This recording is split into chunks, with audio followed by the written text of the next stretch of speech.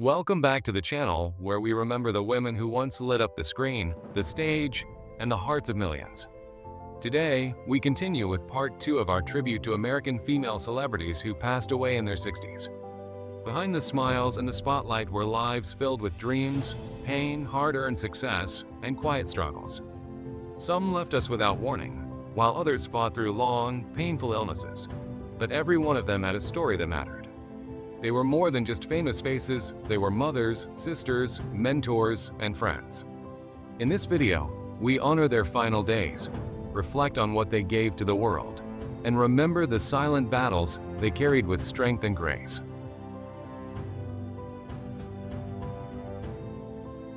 Annette Charles, a woman whose fiery energy lit up the screen for just a few unforgettable minutes in Greece, but whose life held far more than one iconic dance scene. She was an actress, a dancer, a teacher, and a woman of deep intelligence and strength, whose final days were marked by quiet pain and a battle with cancer she never saw coming. She died on August 3, 2011, at her home in Los Angeles, just 63 years old, after complications from lung cancer. What made it all the more heartbreaking was how sudden it was. She had only recently started having trouble breathing, went to the doctor, and learned she had a tumor in one of her lungs. Within a few months, she was gone. She was not a smoker, but cancer doesn't always play by the rules. It wasn't her first brush with pain either. While filming the Thunder Road scene in Greece, she was suffering from a serious medical emergency, a tubular pregnancy, and had to shoot through it in agony before being rushed to the hospital for surgery. That tells you everything about the kind of grit she had.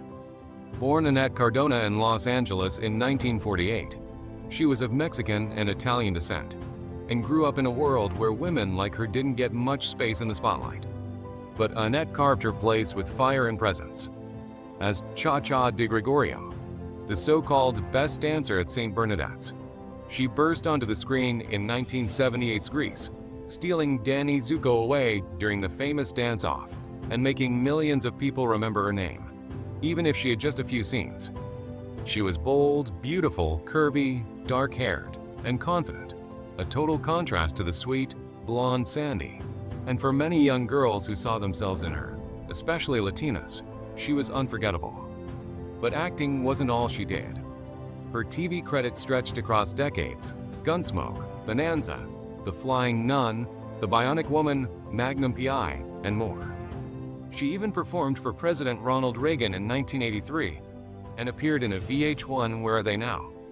Special in 2002. But when acting slowed down, she didn't fade away. She went back to school, earned a master's degree in social work from NYU, and became a respected professor of speech communication in the Chicano Studies Department at California State University, Northridge. She touched lives not just through her performance, but in classrooms, guiding young minds with the same passion she once gave to the stage. When cancer took her, it also took a piece of film history, a part of that bright, electric moment in Greece that no one ever forgets. She died just 2 months after her co-star Jeff Conaway, who played Kennedy, making her the third young Grease cast member to pass away far too soon. Annette Charles wasn't just Cha-Cha. She was a woman who stood out, on screen and off, and gave everything she had to her roles, her students, her life, even when it hurt. And though she may be gone, the memory of her spinning across that dance floor, full of fire and grace, will never fade.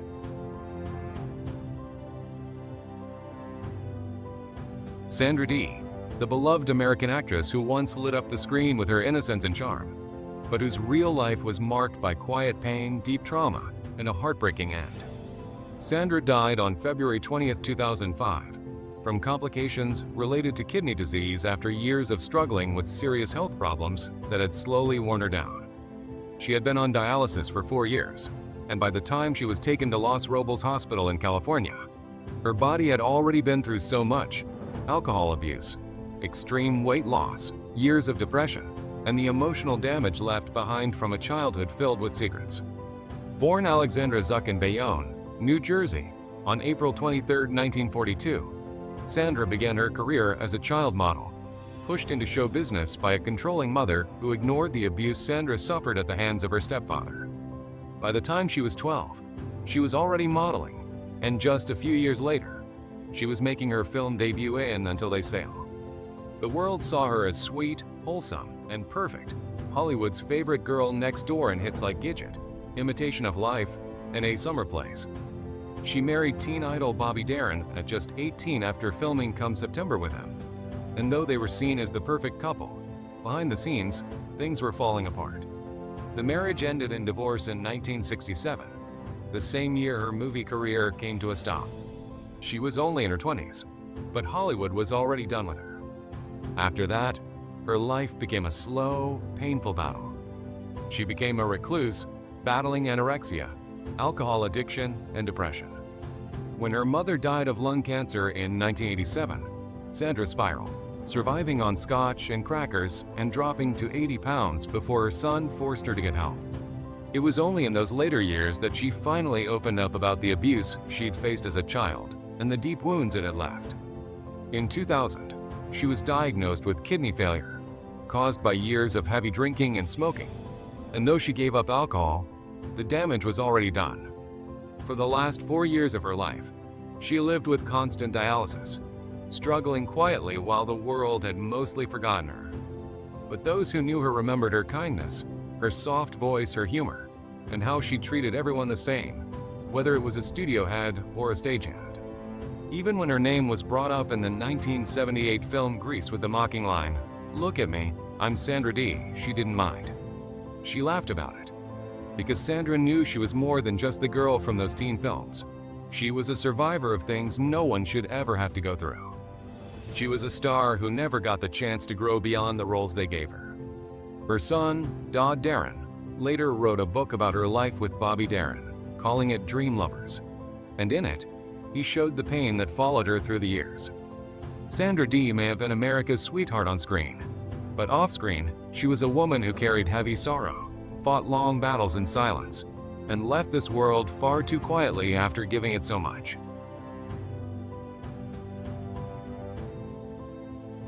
Lynn Redgrave, a gifted British-American actress whose life and career were filled with brilliance, pain, love, and quiet strength, but sadly ended after a long and difficult fight with breast cancer. Lynn passed away on May 2, 2010, at the age of 67, at her home in Kent, Connecticut, surrounded by her children and loved ones.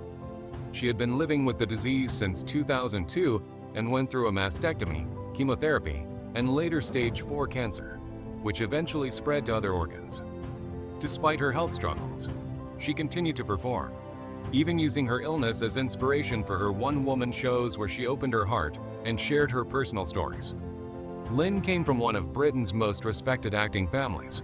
Her father was Sir Michael Redgrave, her mother Rachel Kempson, and her siblings Vanessa and Corin were also deeply involved in the arts. As the youngest of the Redgrave siblings, Lynn often felt overlooked, yet she carved her own path with grace and humor. Her breakthrough came in the 1966 film Georgie Girl, which earned her an Oscar nomination and a Golden Globe. She had a gift for both comedy and drama, and although she never won an Academy Award, she was the only person to ever be nominated for an Oscar, Emmy, Grammy, and Tony without winning any, a bittersweet record that reflects how deeply her talent was recognized, even if never crowned. Lynn spent most of her career between stage and screen, shining in films like Gods and Monsters, Shine, and Tom Jones, and winning audiences with her honesty and emotional depth in solo performances like Shakespeare for My Father and Nightingale.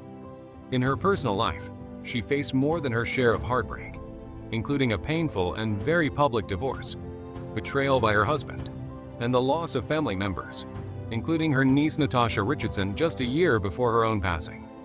She was also one of the earliest public figures to speak openly about her battle with bulimia and later about her cancer, helping many others feel less alone. Lynn was never one to act above others. She stayed real, she stayed human, and she gave everything she had to her work and her family. She once said that cancer taught her to live in the moment and not let the little things get to her. And that's how she spent her final years, fighting with quiet courage, performing with purpose, and holding tightly to the people she loved.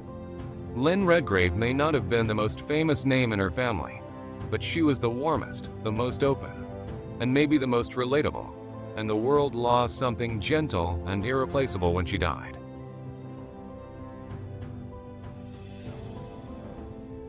Mary Ellen Trainor, the kind, funny, and endlessly familiar face who quietly became part of so many beloved movies, but whose life was heartbreakingly cut short on May 20, 2015, when she passed away at the age of 62 from complications of pancreatic cancer at her home in Montecito, California. Her final months were spent in private, surrounded by those closest to her as she battled one of the most aggressive and painful forms of cancer, one that often doesn't show itself until it's already too late. She had faced the truth of her diagnosis with quiet strength, but the disease eventually took over, and she died in the place she loved, far from the red carpets and bright lights of Hollywood. Mary Ellen wasn't a household name, but nearly everyone who's seen a movie in the 80s or 90s has seen her. She was the warm and slightly overwhelmed Mom Irene Walsh in The Goonies, the calm but sharp police psychiatrist Dr. Stephanie Woods in all 4 Lethal Weapon films, and the steady news anchor Gail Wallens in Die Hard and Ricochet. Her face was familiar, her voice comforting, and her performances always real. She was born in San Francisco and studied broadcast journalism at San Diego State University before working in radio and TV news, never imagining she'd end up in movies. But life took a turn when she became an assistant on Steven Spielberg's 1941, where she met her future husband, director Robert Zemeckis. They married in 1980 and had a son named Alex. Thanks to her natural charm and a gentle push from Michael Douglas, she made her big screen debut in Romancing the Stone and soon became a go-to supporting actress in some of the biggest films of her era, including Back to the Future Part 2, Death Becomes Her, Forrest Gump, Ghostbusters 2, Scrooged, and Freaky Friday. She also worked on TV in shows like Roswell, Parker Lewis Can't Lose, and Relativity, quietly building a career that spanned decades without ever seeking the spotlight. She had a big heart off-screen too, supporting causes from cancer research to clean water, and she stayed close to her friends and family throughout her life. One of her oldest friends was Kathleen Kennedy, now the president of Lucasfilm, who said Mary Ellen was the one who introduced her to Steven Spielberg, changing film history in the process. But for those who knew her, she was just Mare, a loving mother, a caring friend, and a woman who gave her all without asking for anything in return. Her death was a heavy loss not just to the film world, but to everyone whose life she touched with her warmth. She didn't need to be the star to be unforgettable, and her gentle presence in the background of some of our favorite stories made those stories better. Mary Ellen Trainor left this world too soon, but her memory lives on in every scene where she made us laugh, cry, or simply feel like we were home.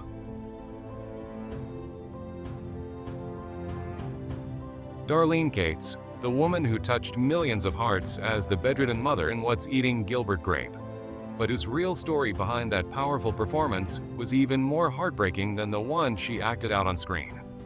Darlene passed away in her sleep on March 26, 2017, at the age of 69, at her home in Forney, Texas. Her death came peacefully, but the road that led there was anything but easy. She had spent decades battling extreme obesity, depression, and a series of painful health problems that kept her confined to her home for years. At her heaviest, she weighed over 550 pounds, much of that gained during a long period of isolation and illness when infections left her bedridden for 2 years.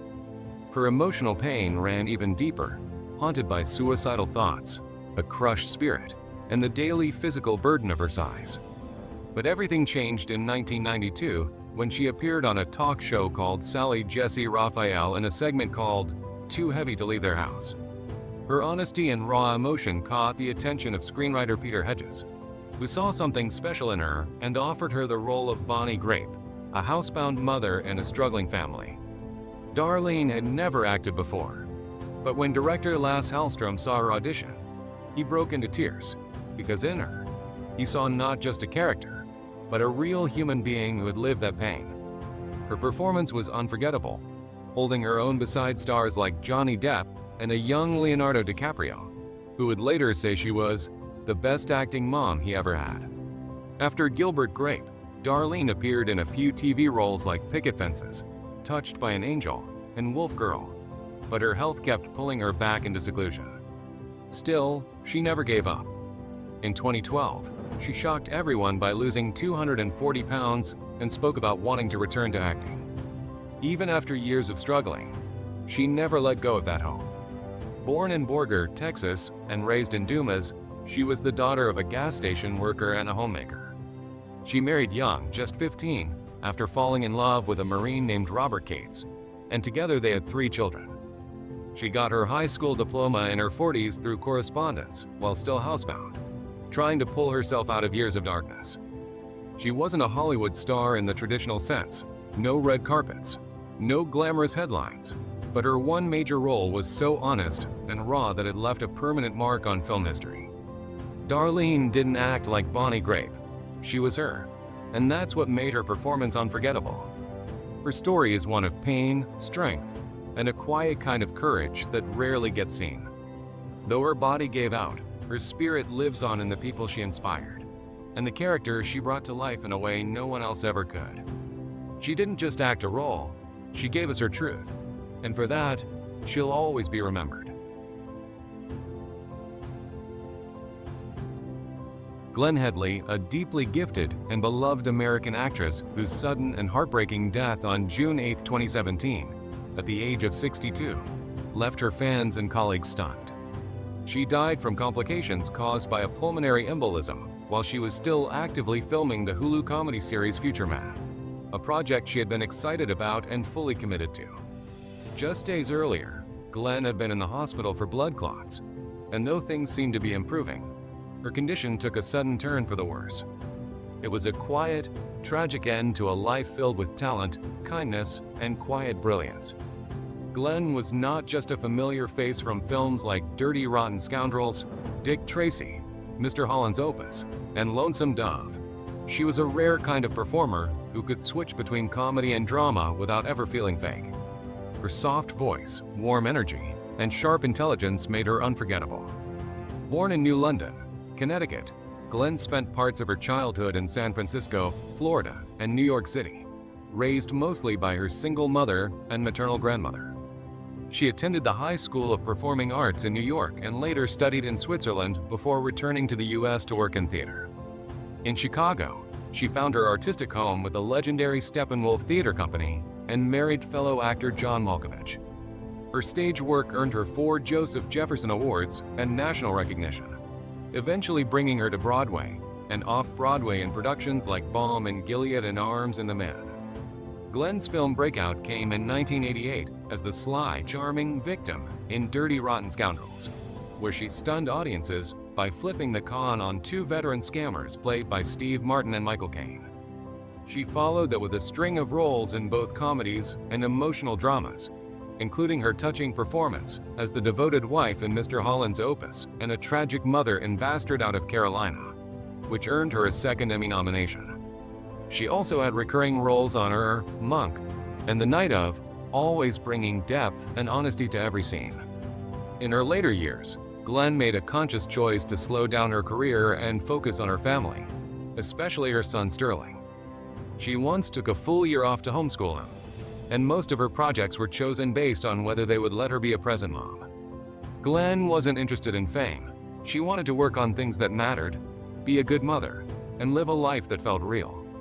Her final film roles included The Circle with Tom Hanks and Emma Watson, and Villa Capri, released after her death.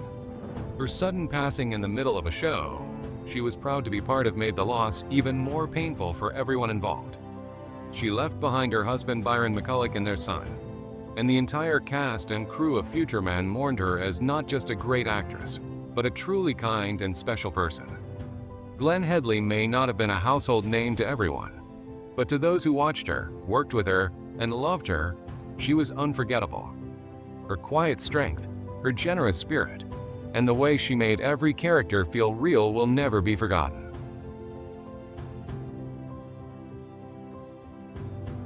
Lupe Ontiveros, the unforgettable Mexican-American actress whose life and legacy meant so much more than the roles she was often given.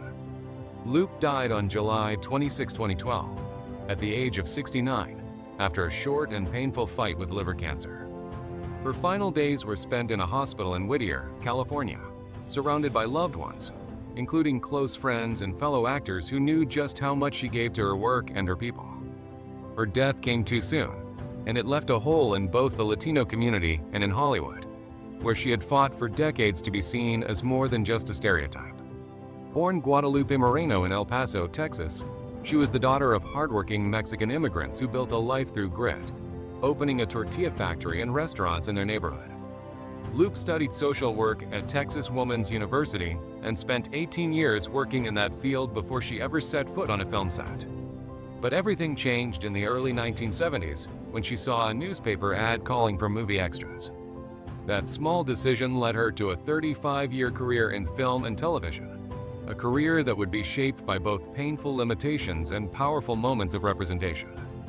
Loop became known to millions for her roles in Selena, where she chillingly played Yolanda Saldivar, the woman who murdered beloved singer Selena Quintanilla, and in The Goonies, where she played the no-nonsense maid Rosalita. She played a maid over 300 times in her career, often frustrated by the lack of opportunity for Latina actresses. But she gave every one of those roles heart, humor, and truth. In her own words, she didn't play those women as jokes, she gave them soul. Her talent reached far beyond typecasting, proven by the raw power she brought to Chuck and Buck, which earned her critical praise and a Best Supporting Actress award from the National Board of Review. She was nominated for an Emmy for her role as Juanita Solis on Desperate Housewives, and she was honored by the National Hispanic Media Coalition with a Lifetime Achievement Impact Award. But Loop was more than just an actress. She was a fierce advocate for Latino performers, a founding member of the Latino Theater Company in Los Angeles, and a woman who used her voice to fight for dignity and visibility. Behind the scenes, she was a proud wife to Elias Ontiveros, a devoted mother to 3 sons, 2 of whom were hearing impaired, and a grandmother of 2. She worked with causes close to her heart, like domestic violence prevention and support for the deaf community. Even while fighting cancer, Loop's spirit never wavered. Her friend and Selena co-star Jacob Vargas was at her bedside, and Jennifer Lopez said working with Loop was unforgettable. In one of her last public statements, Loop said, "I want to go from the set to the grave, from the stage to the grave. That's how I want to go." And that's exactly what she did. Her death was a painful loss, but her legacy lives on in every young Latina who dares to dream bigger than the roles offered to her. Loop Ontiveros didn't just act, she fought, she uplifted, and she left behind a legacy of courage, honesty, and heart.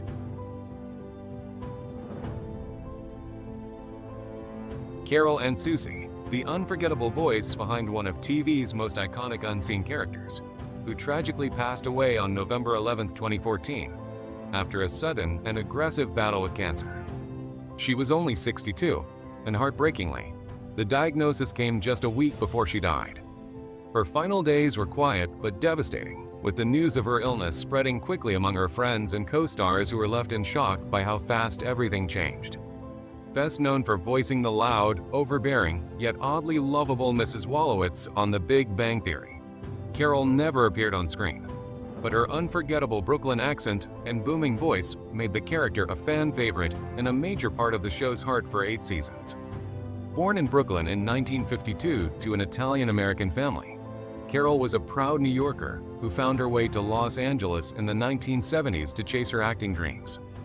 She studied at the HB Studio in Manhattan and got her first TV role in Kolchak, The Night Stalker as Monique Marmelstein, a part that kicked off a long and steady career in film and television. She became one of those faces and voices you recognized instantly, appearing in everything from Seinfeld, Cheers, Grey's Anatomy, and Just Shoot Me, to movies like My Blue Heaven and Death Becomes Her. Carol also loved theater, performing in many stage productions throughout her life, and had a huge passion for cooking, Halloween horror mazes, and Doctor Who. Those who knew her personally described her as a force of nature, outspoken, deeply loyal, funny, and full of life. But cancer came quickly and cruelly, and in just days, it took someone who meant so much to so many. The cast and producers of The Big Bang Theory mourned her deeply, calling her a constant source of joy and kindness behind the scenes. Although her character was never shown, Carol's voice brought warmth, chaos, and humor into people's homes every week, and her absence left a painful void in the series and in the hearts of those who worked with her. She may not have been front and center on camera, but Carol and Susie made millions laugh, and she proved that even just a voice, when filled with the right energy and love, can become unforgettable. She is survived by her brother Michael and his wife Connie, and by countless friends who loved her like family. Her death was sudden, but her legacy, and that raspy voice yelling, "Howard," will always be remembered.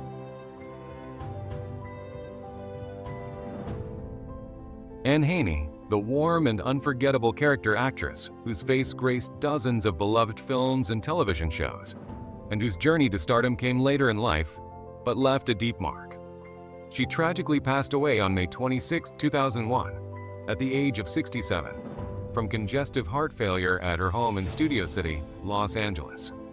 Her final days were quiet, and the news of her death came as a sad shock to fans who had grown up seeing her pop up in so many roles, always playing someone funny, sharp, and full of life. What makes her story so touching is how she stepped into her acting career after raising a daughter and losing her husband, John Haney, to kidney disease in 1980. With her daughter off to college, no more pets in the house, and the maid gone, she packed up and moved to Hollywood to chase the dreams she'd put on hold for so long. She was already in her mid-40s, but never once looked back. Born in Memphis, Tennessee, on March 4, 1934, she was a Southern girl at heart who studied drama, radio, and television at the University of North Carolina at Chapel Hill, where she also met her husband. She started in local theater and commercials before landing roles that would slowly build her into one of the most familiar faces on TV. From her role as the strict Mrs. Sellner in Mrs. Doubtfire to Greta, the loyal assistant in Liar Liar, and appearances in The American President, Star Trek, Curb Your Enthusiasm, Columbo, Cheers, The Golden Girls, and so many more, Anne had a gift for making small roles unforgettable. She was the kind of actress you didn't always know by name, but always recognized by her expressions, her voice, and her timing. Her personal life was full of love and loss, and her courage to begin again at an age when many give up is what made her so inspiring. Friends said she was kind, sharp, and generous, and her work ethic and presence on set earned her deep respect in the industry. She was also known to be a comforting support to actor Robert Reed during his final days, showing how deeply she cared for those around her. And Haney didn't chase fame or the spotlight, but with every role she took, she made people smile, laugh, or feel something, and that's why she'll always be remembered. Her heart may have failed her body, but the heart she gave to her work and to the people in her life will never be forgotten.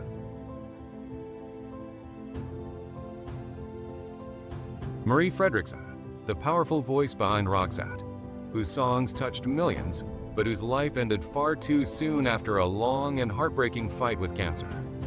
She passed away on December 9, 2019, at the age of 61, nearly 2 decades after being diagnosed with a brain tumor in 2002. Her health struggles began when she fainted at home and cracked her skull.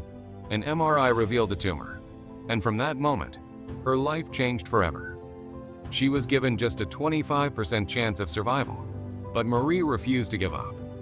She went through aggressive treatments, lost her ability to read, write, and walk for a time, yet slowly fought her way back and returned to music, recording albums, touring with Roxette, and never letting go of hope. But over the years, the illness kept taking more from her, and by 2016, doctors told her to stop performing altogether.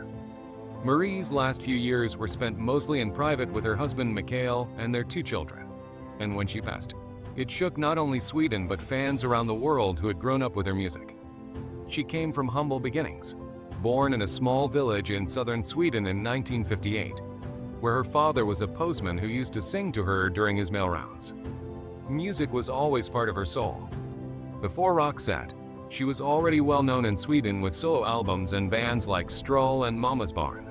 But when she joined forces with Per Gessle in 1986, everything changed.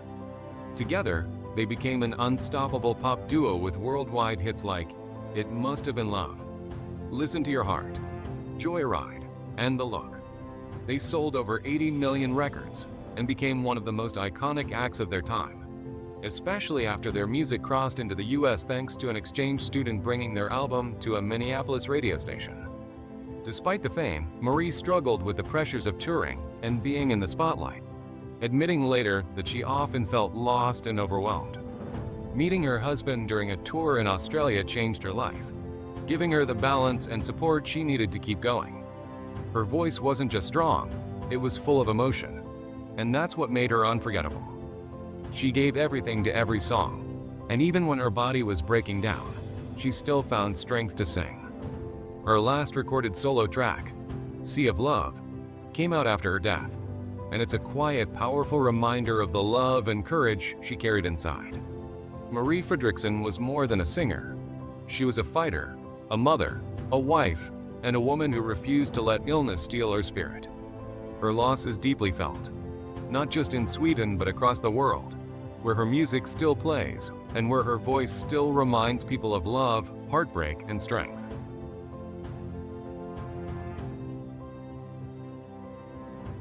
Victoria Wood, the brilliant English comedian, actress, musician, and writer, whose sharp wit and deep humanity made her one of the most loved entertainers in British history, and whose quiet, private struggle with cancer ended in heartbreak on April 20, 2016.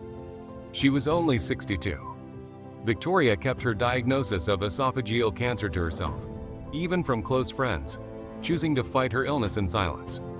By the time the public learned what she was going through, she was already gone, passing peacefully at her home in Highgate, North London, with her 2 children and her sister by her side. It was a painful shock for everyone who had followed her long career, made harder by how suddenly it all seemed to happen, though she'd been ill for several months. Born in Prestwich, Lancashire in 1953, Victoria was the youngest of 4 siblings and spent much of her childhood alone in her bedroom, teaching herself piano and dreaming of performing. She often felt out of place, unsure of herself in school, but comedy became her way out and her way forward.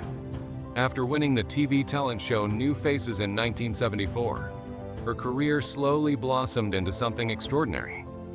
She wasn't flashy or loud, just honest, observant, and incredibly funny. She created and starred in hit shows like Victoria Wood, as seen on TV, Dinner Ladies, and the emotional drama Housewife, 49, which earned her multiple BAFTAs. Her sketches often reflected the lives of everyday people, especially women, in ways that felt real and warm.